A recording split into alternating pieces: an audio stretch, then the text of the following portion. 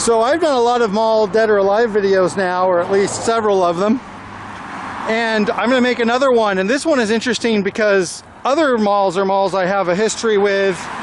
And this mall that's coming up, it's totally unknown to me. And also that means I don't have anything to compare it to its glory years. But as you can see, this mall is on what we call a strode. A lot of retail sprawl and stuff like that, and a lot of shopping centers that are busy. So it'll be interesting to see how the mall has dealt with that.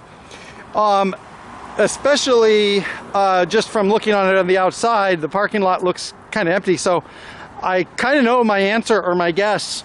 And also today is Sunday. It's the Sunday before Memorial Day. So it's actually a busy day, or one of the busiest days. So we'll see what that means for this mall just down this road.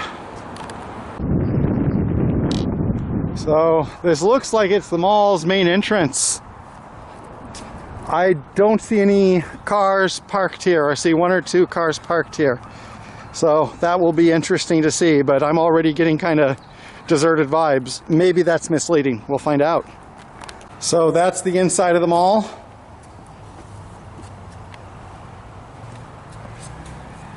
Doors are closed. So it looks like this mall is well and truly dead. I will walk a little bit around. Maybe there's like one or two retailers like in an exterior spot still hanging on, but it looks, yeah, this is pretty far gone. Property of Spirit Halloween. So maybe Spirit Halloween, which is like a seasonal retailer, does pop up there. So it looks like there's a Popeyes there. I did see an Applebee's, so there are still some, you know, standalone restaurants out in the parking lot, but the rest of it, yeah, seems pretty deserted. There's also an AMC, and I can't see how connected that is, but you do see some cars there. So there's a movie theater, and that's still connected. And one thing is, you can't really put this down to this area being depressed by retail in general, because like, look across there, there's a Target with some other stores, and that's totally occupied.